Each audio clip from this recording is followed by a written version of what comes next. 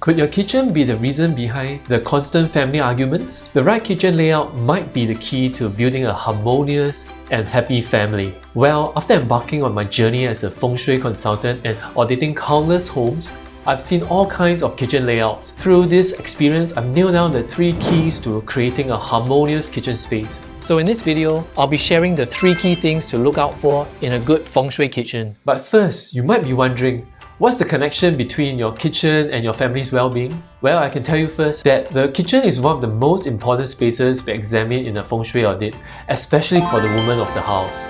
Now, let me explain. In Feng Shui, we focus on 2 main areas. First, the Qi, which is the vital energy that affects the house and in turn the family members. And second, the symbolism and representation of objects. The kitchen has a huge symbolism in house Feng Shui. It represents health, prosperity, and what the ancient Chinese call the source of your vitality. Why is the kitchen linked to these qualities? Because it's where we prepare the source of our vitality, the food and the drinks that we consume. Without this, we die. A good source means good health, as the water and food prepared are clean and nourishing. So why is it also linked to prosperity? Because in ancient China, a busy kitchen meant that the household was well-to-do. Many people were being fed and they had the means to do so. So they had money to buy food and coal to start the fire. On the other hand, a kitchen that was always closed suggested that the household had no money to buy food. And who manages the kitchen? The woman of the house, which is why the kitchen also represents the female owner's overall well-being and luck. That's why kitchen Feng Shui is so important. Now, let's talk about the first key. You've heard the saying, location, location, location when it comes to choosing a real estate. But did you know that it's just as important for each room in your house to be located in a good area, especially the kitchen? Imagine your home as a football team. Every room has its own role, just like every player on the field. Now imagine if Cristiano Ronaldo, the legendary forward known for scoring goals, was suddenly asked to play as a defender. It wouldn't be his best position, right? The team's performance would suffer because he's not where he can be the most effective. This is exactly what happens when your kitchen is in the wrong position. It's not just a room, it's a key player in the harmony of your home.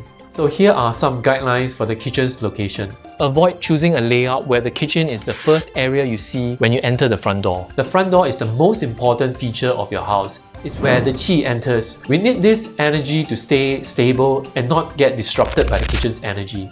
Second, avoid an open concept kitchen that shares space with the living room. The kitchen represents fire energy, linked to the woman of the household.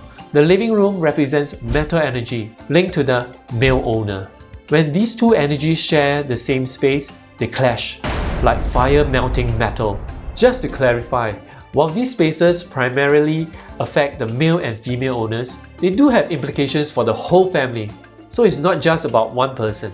Third, avoid choosing a layout where the kitchen is in the northwest sector of the house. In Chinese metaphysics, every direction has its own energy. The northwest is associated with metal energy, and most importantly, it represents Qian Gua in the I Ching, symbolizing heaven, leadership, and the father of the household.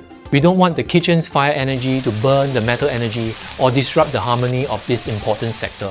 And we definitely want to avoid the symbolism of fire burning the heaven. So what should you do if you have these issues? Before I share the solution, there's an important mindset you need to know when it comes to Feng Shui. You have to approach it with a balanced mindset. What does balance mean? It means not being overly obsessed or skeptical. It's impossible to perfectly apply 100% of Feng Shui principles. If you can implement them, great. If not, see if you can improve in other areas. Unless you're making every mistake mentioned in this video, your Feng Shui is likely to be fine. Remember, there's no such thing as a 100 upon 100 perfect Feng Shui, just like life isn't perfect. If Feng Shui makes you feel overly restrictive, then it's not used correctly. However, we should still do our best to achieve the best results. Don't dismiss Feng Shui just because you don't fully understand it. It's been passed down for thousands of years for a reason. Now back to the solutions. If you are looking for a new home, avoid choosing these layouts, as we've discussed earlier. But if you are already living in one, then try these. If your kitchen is the first thing that you see when you enter the door, consider adding a screen or partition, or change the direction of the door opening so that the Qi that enters doesn't get destabilized by the kitchen's energy. If you have an open concept kitchen in the living room, add a glass divider to close it off when the kitchen is in use. If your kitchen is located in the northwest sector, hang a painting of a mountain to act as a mediator between the fire and metal energies in that area. Remember, these remedies are meant to minimize damage. They won't magically turn bad energy into positive energy. For the next key, let's talk about doors. Well, as mentioned earlier and in my other videos, the door is a very important feature to look at when we audit Feng Shui. Think of your front door as the face of your house and the kitchen as the mouth. Just as the face is the first thing people see when they look at you, welcoming them with a smile or a frown, the front door sets the tone for the vital energy or qi entering your home. On the other hand, the kitchen door is like the mouth, nourishes and sustains your family, playing a vital role in your family's well-being. So if the kitchen door is aligned properly, it allows the house to absorb the qi smoothly, promoting harmony and well-being. But if the kitchen door is out of sync, it's like trying to eat with your mouth full of ulcer. It disrupts the natural flow, leading to tension and discomfort in the home. So here are some guidelines for your kitchen's door. By the way, for some of you, your kitchen might not have a door. That's fine. The principles still apply. Basically, we are dealing with this negative Feng Shui formation known as the door clash over here. When your kitchen entryway faces the front door, this creates a clash where the strongest energy, qi, flows directly into the kitchen. If you have this layout, place a tall shelf, divider, or screen to block the qi from flowing straight towards the kitchen. When your kitchen entryway is facing the bedroom door, this signifies a clash with the particular bedroom owner, leading to stress and bad health. The solution is the same. Add something to block the path of qi between the kitchen and the bedroom. When your kitchen entryway is facing the toilet door, this alignment signifies general bad health to the family. The only remedy here is to ensure the toilet door is always closed and that the area is kept extremely clean. And when your stove is in line with the entryway, the strong qi can destabilize the stove's fire energy. If you have this layout, shift the stove to a location that isn't in line with the entryway, ideally to the command position or the wealth position. The wealth position is a very complex and important topic which we will discuss in another video. And speaking of stove, that brings us to our final key, stove placement. Every room in your home has a focal point, like the bed in the bedroom or the table in the study. In the kitchen, it's the stove, which is closely tied to the well-being of the female owner. Now, take a look at this picture. Can you spot the Feng Shui taboo?